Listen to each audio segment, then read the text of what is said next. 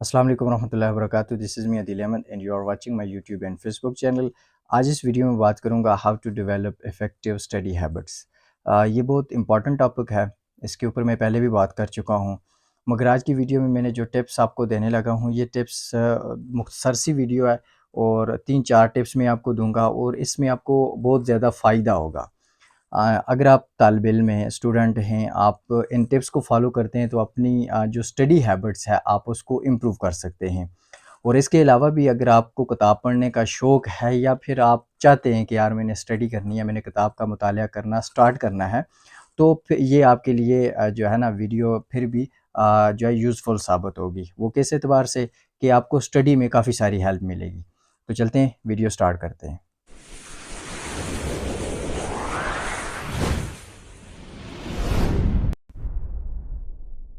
सबसे पहला जो पॉइंट आता है वो है सेट क्लियर गोल्स।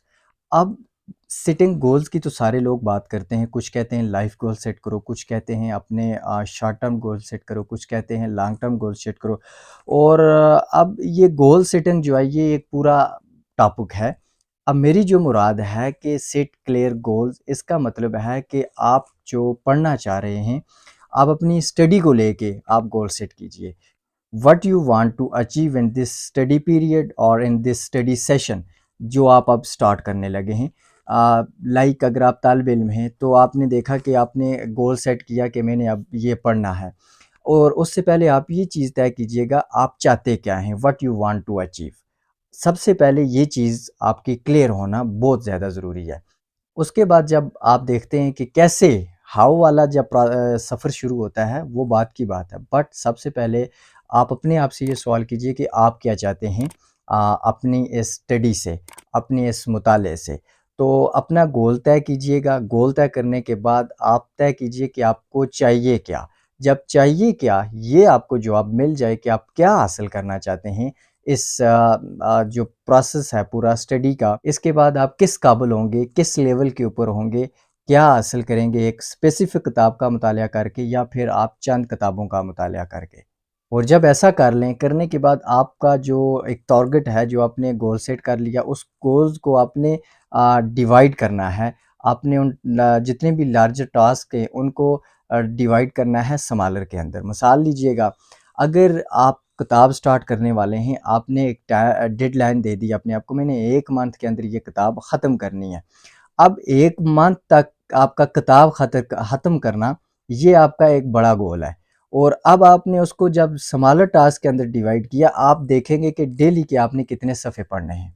अब डेली के जब आप देखेंगे मैंने कितने पेजेस पढ़ने हैं, ये आपका स्मॉल टास्क, आपने उस बड़े टास्क को डिवाइड कर दिया स्मॉल टास्क के अंदर। तो ये ऐसे आपने अपने टास्क को डिवाइड करना है। जब आप क्लियर गोल सेट करें, उसके बाद आपने जो है ये तय करना है what you want to achieve in this study session और in this study period. After that आपने ये चीज़ क्लियर करनी है कि आपका जो एक गोल है उसको आपने डिवाइड करना है।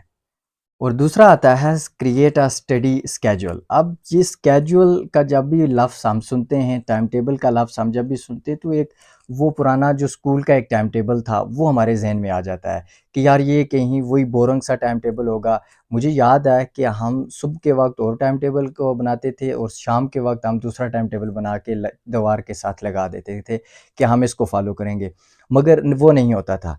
आज जाके ये रियलाइज़ हुआ कि उस टाइम हम क्या गलतियाँ करते थे, जो वो हम उस टाइम टेबल को हम फ़ॉलो नहीं कर पाते थे। अब जब ये मैं कहता हूँ कि create study schedule time table, इसका मतलब है कि आप अपने वक्त को प्लान कीजिए। वक्त की प्लानिंग ये बहुत ज़्यादा ज़रूरी है। Some people says that time is money and some says that time is everything. मैं इन दोनों को एक्सेप्ट करता हूँ। ये दोनों स्टेटमेंट जो हैं ये करेक्ट हैं। क्यों करेक्ट हैं? क्योंकि जो लोग अपने वक्त की कदर नहीं करते, वो उनके नज़दीक किसी चीज़ की भी कदर नहीं होती। जो अपने वक्त को फ़ुज़ूल वो गँवा देते हैं। अब आपने जो अपने टाइम को स्केड्यूल करना है, प्लान करना है, इसमें एक चीज़ आपने याद रखनी है, जो आप अपने ज़माना तालिब इल्मी के अंदर जो हम लोग गलतियाँ करते थे टाइम टेबल बनाते वक़्त, वो आपने दोहरानी नहीं है। वो क्या-क्या हैं? जब हम टाइम टेबल बनाते हैं उसके पीछे एक सोच होती है, वो हमें कहीं न कहीं से इंस्पायरेशन पैगाम मिला हुआ होता है कि यार आप टाइम टेबल बना के उसको फ़ॉलो करो, स्टडी करोगे, अच्छे नंबर आएँगे। या फिर एक टाइम टेबल को फ़ॉलो करने वाला बंदा डेली पढ़ पाता है और पढ़ने की हैबिट वो डेवलप होती है। अब इसके पीछे जब ये सुनते हैं हम, उसके बाद हमें लगता है कि यार मुझे टाइम टेबल बनाना चाहिए, और जब हम टाइम टेबल बनाते हैं तो मेन गलती ये करते हैं कि हम उस टाइम जो हमें लगता है कि यार मैं इस किताब को 20 मिनट दूँगा, 30 मिनट दूँगा, 40 मिनट दूँगा, उस एतबार से हम वो टाइम टेबल बनाते हैं कि 40 मिनट इस किताब के, 40 इस किताब के। ओवरऑल हमारे 4 घंटे की वो स्टडी प्लानिंग्स हो जाती है। अब मोस्टली स्टूडेंट स्टक भी हो जाते हैं, वो क्यों स्टक होते हैं? क्योंकि वो एक इल्यूजन की बेस के ऊपर वो टाइम टेबल बनाते हैं। जब भी आप इल्यूजन की बेस के ऊपर टाइम टेबल बनाते हो और उसके बाद आपको अंदाज़ा नहीं होता कि आप प्रोसेस कैसा है, और जब आप उस टाइम टेबल को फ़ॉलो करने के लिए बैठते हो, स्टडी करते हो, आप 40 मिनट जो आपने एक किताब को दे रखे थे, आप उसको 10 मिनट बाद आप उकताहट का शिकार हो जाते हो, आप बोर हो जाते हो, आप कहते हो कि यार बस ये नहीं होगा मुझसे। अब यहाँ पे जो गलती की है, वो गलती ये की है, जो डिसीज़न आपने लिया था, जो टाइम टेबल आपने बनाया था, वो टाइम टेबल प्रोसेस को अंडरस्टैंड किए बगैर बनाया गया था। अब मैं आपको ये बताता हूँ कि प्रोसेस को अंडरस्टैंड कैसे करना है। लाइक ये वीडियो देखने के बाद आप भी टाइम टेबल बनाएँगे, टाइम प्लान करेंगे। अब जब आप ऐसा करेंगे, आपने ये गलती नहीं करनी। जब आप अपने आप से सवाल करेंगे कि यार मैंने दिन में कितना टाइम पढ़ना है, तो उस टाइम आपने लाइक आपको जवाब मिला, आपके अंदर से आपको जवाब मिल गया, आपके माइंड ने आपको जवाब दिया कि मैंने 30 मिनट पढ़ने हैं। जब आपने 30 मिनट पढ़ने हैं, उसके बाद आपने जो टाइम टेबल बनाना है, जो शेड्यूल या टाइम प्लानिंग आपने जो करनी है, वो आपने 10 मिनट की रखनी है।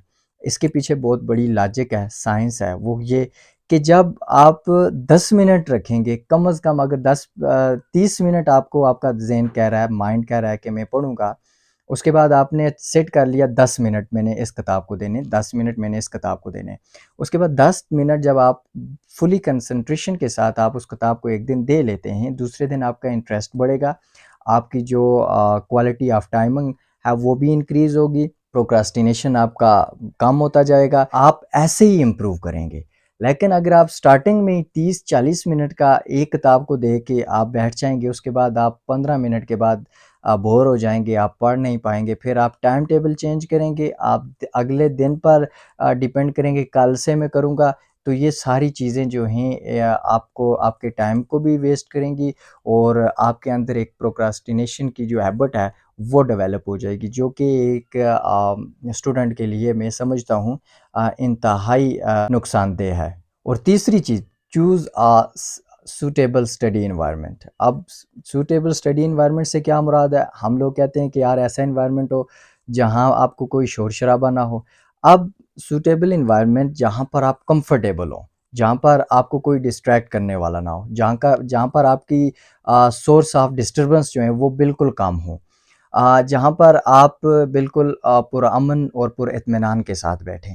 अब इस सिलसिले में आपने देखना, अगर आपके कमरे के अंदर आपकी फैमिली मेंबर में से कोई हैं, तो आपने उनकी एक्टिविटीज़ को देखनी है। क्या वहाँ से डिस्टर्बेंस आ सकती है? अगर आ सकती है तो अपनी जगह चेंज कर लीजिएगा। अगर आप हॉस्टल के अंदर रह रहे हैं, किसी दूसरी जगह पे रह रहे हैं जहाँ पर आपको रूम अपना शेयर करना पड़ रहा है दीगर लोगों के साथ, तो आपने फिर एक जनरल कुछ मेथड्स कुछ रूल्स आपने बना लेने हैं। वो रूल्स कैसे बनाने हैं? आपने उसको आगाह कर देना है अपने साथ वाले को कि मैंने ये अब स्टडी करनी है, मेरा ये स्टडी टाइम है, आपने इसमें मुझे डिस्टर्ब नहीं करना। इस चीज़ को मैंने भी अपनी ज़िंदगी में जो है ना वो एक्सपीरियंस किया है। और जब आप ऐसा करते हैं, अपनी बाउंड्रीज़ आप तय कर लेते हैं, उसके बाद डिस्ट्रैक्ट होने के चांसेस आपके बहुत कम हो जाते हैं। तो सबसे पहले अपनी बाउंड्रीज़ तय कर लीजिए जो आपके एनवायरनमेंट को बिल्कुल काम और बिल्कुल पुरसुकून बनाए। अब इसी के अंदर आपने एक और चीज़ ये ज़हन में रखनी है, आपने मेक श्योर करना है कि जितनी ज़रूरत की चीज़ें, आपकी बुक्स, आपकी नोटबुक्स, आपकी पेन पेंसिल, आपकी दीगर लाइक पानी आपने पीना है स्टडी के दौरान, वो पानी आपने पास रखना है। सारी ज़रूरत की चीज़ें आपने जब स्टडी करने बैठें, आप अपने पास लेकर बैठिएगा।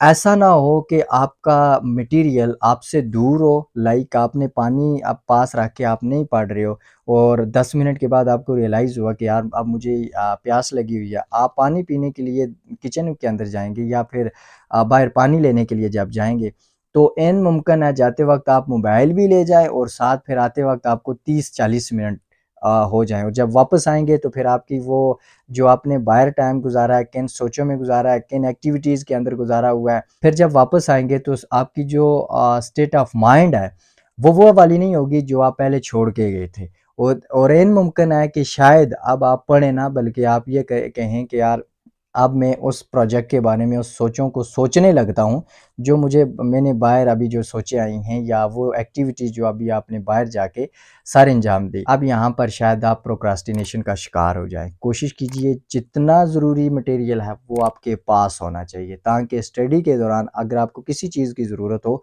वो बिल्कुल आपके सामने रखी हुई हो, ताकि आपका टाइम वेस्ट ना हो सके, आपकी हैबिट डिस्टर्ब ना हो सके, आप डिस्ट्रैक्ट ना हो सकें। और number 4, use active learning techniques. अब यूज़ एक्टिव लर्निंग टेक्निक्स क्या है? आप गूगल सर्च कीजिएगा, सैकड़ों मिल जाएँगी, यूट्यूब के ऊपर जाइएगा, दर्जनों वीडियोज़ मिल जाएँगी, बहुत सारी टेक्निक्स मिलेंगी। अब इस मैं आपको वो टेक्निक रिकमेंड करता हूँ, वो बताता हूँ जो मैं खुद अप्लाई करता हूँ। वो क्या? मैं जब भी कोई किताब पढ़ता हूँ, किताब पढ़ते वक़्त मैं नोटबुक और साथ पेन अपने पास रखता हूँ। उसके अंदर जो मुझे मुश्किल वर्ड्स लगते हैं वो मैं लिख लेता हूँ। उसके बाद जो भी नए पॉइंट्स होते हैं उसके अंदर वो मैं अपनी नोटबुक के ऊपर मैं वो जो है ना पॉइंट आउट कर लेता हूँ, लिख लेता हूँ। उसके अंदर 1, 2, 3 या फिर 1 सेंटेंस वो मैं लिख देता हूँ जो उस पॉइंट को जो है ना डिफाइन कर रहा हो। और ऐसा करने के बाद जब मेरा टॉपिक कंप्लीट हो जाता है, उस टॉपिक के बाद में वो जो कुछ मैंने नोट किया हुआ था, सबसे पहले तो मुश्किल अल्फाज के मानी मैंने देख लिए, डिफ़िकल्ट मीनिंग सारे मैंने देख लिए और साथ वहाँ पे लिख भी दिए, थोड़े से वो याद भी हो जाते हैं आपको, जब आप ऐसा करते हैं खुद आपको याद हो जाते हैं। उसके बाद सेल्फ टॉक कि यार मैंने क्या पढ़ा हुआ है, वो मैंने खुद के साथ जो है ना वो बातचीत करना कि क्या पढ़ा हुआ है, क्या कंसेप्ट था, टॉपिक किससे रिलेटेड था, और पॉइंट कौन से थे, वो पॉइंट थे किससे रिलेटेड। जब ऐसा करता हूँ तो वो सारी जो इन्फॉर्मेशन मैं पढ़ता हूँ वो मेरी लॉन्ग टर्म मेमोरी में स्टोर हो जाती है। ऐसा करने से जो है एक तो आपका कॉन्फिडेंस भी बिल्ड होता है और दूसरा ये है कि चीज़ें आपको आसानी के साथ याद हो जाती हैं, और आपको ना सिर्फ याद हो जाती हैं बल्कि तादेर आपको याद रहती भी हैं। कोशिश कीजिए कि अगर आप लॉन्ग टर्म मेमोरी में लेकर जाना चाहते हैं, जो डेटा आप पढ़ रहे हैं, जो भी स्टडी कर रहे हैं, उसका बेहतरीन हल ये है कि आप उसको शेयर कीजिएगा। शेयर करने का, अगर आपके पास कोई है नहीं है जिसके साथ आप शेयर करें, तो अपने साथ तो शेयर आप कर सकते हैं ना। आप अपने साथ ऐसे शेयर कीजिएगा जैसे आप इस टाइम सैकड़ों लोगों को आप वही वाला टॉपिक समझा रहे हैं। आप टीचर हैं, आप क्लास ले रहे हैं, आपके सामने दर्जनों जो हैं वो स्टूडेंट बैठे हुए हैं। आप सेल्फ टॉक कीजिए, ये एक फ़न है, इसको लर्न कीजिएगा डियर स्टूडेंट्स। आप जब ये फ़न लर्न कर लेंगे ना कि आप सेल्फ टॉक करते हैं और आप बड़ा इसको एन्जॉय करते हैं, तो आप ज़िंदगी में बहुत आगे जाएँगे, फिर आपकी बहुत सारी चीज़ें जो हैं वो आप उसको कंट्रोल कर पाएँगे। तो इन 4 पॉइंट्स को आप अपनी प्लानिंग के अंदर, अपनी स्टडी के अंदर शामिल करते हुए आप जो है इफ़ेक्टिव स्टडी की हैबिट को डेवलप कर सकते हैं। मिलते हैं अगली वीडियो में, तब तक अपना ख़्याल रखिए। अल्लाह हाफ़िज़।